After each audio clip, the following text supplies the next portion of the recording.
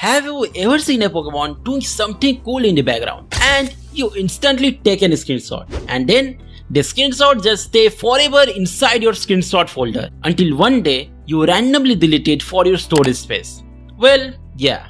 So Cobblemon is now adding an actual camera system, which is honestly something I never expect to be happen, even from a miles away. And somehow, that's still not the only crazy thing teased this month, because May was packed with custom cinematic system, possible new Ridable Pokemon, smarter Pokemon AI, and some really cool new animation. So in this video, we are gonna go through all the major Cobblemon teaser and updates from May 2026, and starting with this brand new backpack system. What? You thought I was gonna start with camera feature? Anyway, let's talk about this backpack system. Now technically we already saw something similar before, but this version looked way more refined. Though there is still not much information about it yet. But from the interface, we can tell that it can probably store multiple items and even have different category for them. The devs also saw a small clip of an EV backpack, which honestly looked pretty cute, and just a reminder, everything uploaded in the dev blog is what the devs are currently working on and not what is 100% confirmed for the release. So we'll probably see even more improvements and polished version of this backpack later on. Like imagine getting a Charmander backpack, Squirtle backpack, Bulbasaur backpack, or even Pikachu backpack. That would actually be awesome. Now after that, we also got a first look at something that looked like a shop NPC interface. Now obviously this is still very early footage, but this already looked really cool. We also saw Dave talk about a more usable NPC presence system, where you can basically create templates of NPC and apply them more conveniently during gameplay. And honestly, this sounds pretty interesting, especially because making different NPC will probably become much easier and faster compared to before. The dev also said this is obviously the final GUI because it's perfect and beautiful. Now honestly, I still can't tell if the devs are being sarcastic or if they genuinely think this already looks beautiful. So let me know what you think in the comment section. Now moving on from that, we also got a look at something that called the Modification Station. And honestly, this thing looked pretty interesting. From the small teaser shown by the devs, it looked like certain items can be turned into different variants, and we could already see things like fossils, PC and several other blocks being modified into different versions.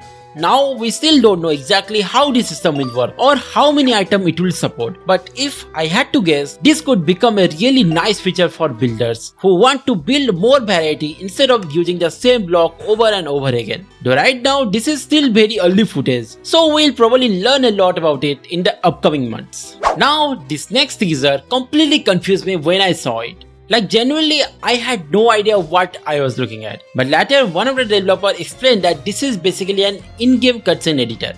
So according to the devs, you can create custom camera parts and add them through data packs. And in the future, they may even be able to play when interacting with something in-game. Which means creators could make custom cinematic sequence instead of relying on external camera mod or editing tricks. And honestly, this opens up a lot of possibility. Like imagine entering a gym and getting a short cinematic, or a server creating custom story moment and legendary encounters. Though right now this is still very early in progress, so we'll have to wait and see just how powerful the system end up becoming. But even at this stage, this might be one of the interesting features teased this month. And of course, we also got even more habitat teasers this month, including things like Ancient Wellspring, Rocky Tide Pool, Fire Mounts, Lost Cave Ruins, and several others. Honestly, at this point, I'm starting to lose track of how many habitats has been teased. But according to devs, there are going to be total of 49 habitats in 1.8, which is just absolutely insane. Now moving on from that, the devs also saw some progress on Pokemon AI, including improvement to the look controller and path navigation. Now that might not sound very exciting at first, but it should help Pokemon move and behave a lot more natural over time, especially for some of the slower Pokemon that can occasionally look a little awkward when moving around the world. We also got a small teaser showing Ariados becoming aggressive in dark area, which honestly make perfect sense, because if I saw a giant spider chasing me in a cave, I would probably log out immediately. But probably my favorite AI teaser this month was this Growlithe interaction. Apparently, if a player is carrying a bone, then a nearby Growlithe can get attracted to it, and once this little guy spots some skeleton, he immediately gets to work. The Growlithe attacks the skeleton, defeats them, and then goes after the bone that get dropped.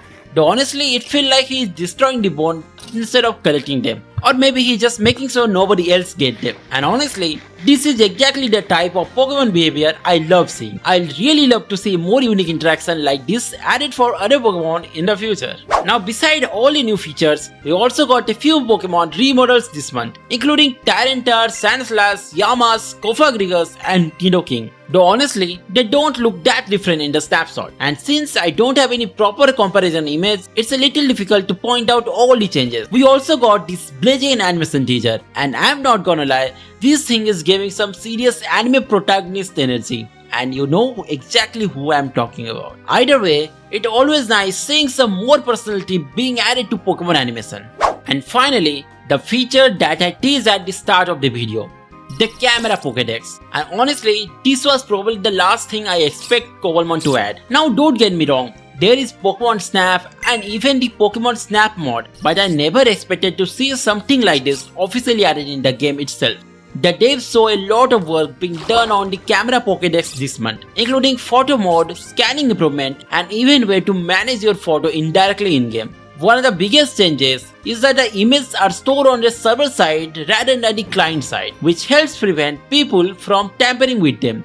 Though what I found even more interesting is what you can actually do with those photos afterwards. Because with this system, you can actually print the photo that you take, and honestly, this is where things started getting really interesting for me. The photo can be printed in multiple sizes. The dev also mentioned that they are trying to make them feel like a mix between map and painting, which means you can actually place your photo around the world instead of just letting them sit in the menu somewhere. And I'm not gonna lie, some of the examples they show look really good, or even cursed. But aside from that, imagine catching a shiny Pokemon and then putting the photo on the wall of your base, creating an entire gallery filled with your favorite Pokemon. And the coolest part is that even if the image gets deleted from the server storage later on, the printed version will still remain intact once it has been placed. Like really man, I genuinely can't wait to mess around with this feature. And somehow that's still not everything, because the devs also show a way to share Pokédex entry using those printed photos. So if your friend has not seen a certain Pokemon yet, you can just give them a photo of that Pokemon and they will receive the scene entry in their Pokédex, which is honestly a pretty creative way to sharing Pokédex progress with other players without actually having to show them the Pokemon itself. And it also gives printed photo even more purpose than just decoration.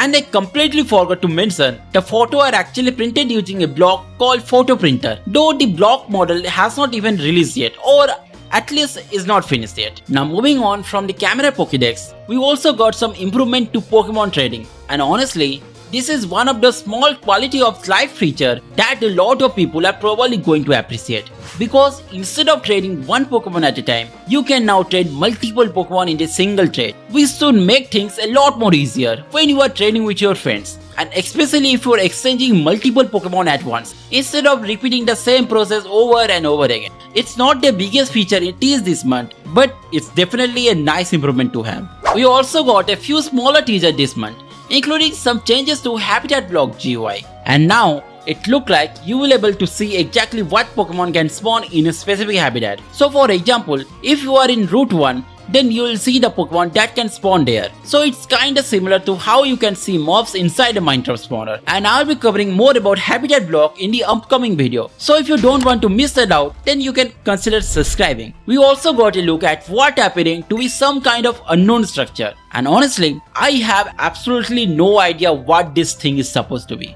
Maybe it's part of a structure, or maybe it's connected to some future feature, or maybe it's nothing at all. Either way, it's definitely caught my attention, especially because you usually see these type of things around the rage structures. So who knows? And finally, we may have gotten another tease of more Ridable Pokemon. Now nothing is confirmed yet, but from what was shown, it definitely looked like devs are experimenting with more Pokemon that player can ride. And honestly, I'm all for it, because the more Ridable Pokemon we get, the more unique traveling around the world become. Though for now, we'll just have to wait and see what actually make it into the game. And that's pretty much everything teased during May 2026. Honestly, the Camera Pokédex was easily my favorite feature from this month. But let me know in the comment which teaser you are most excited for. Anyway, if you enjoyed this video, consider subscribing and like the video. And I'll see you guys in the next one.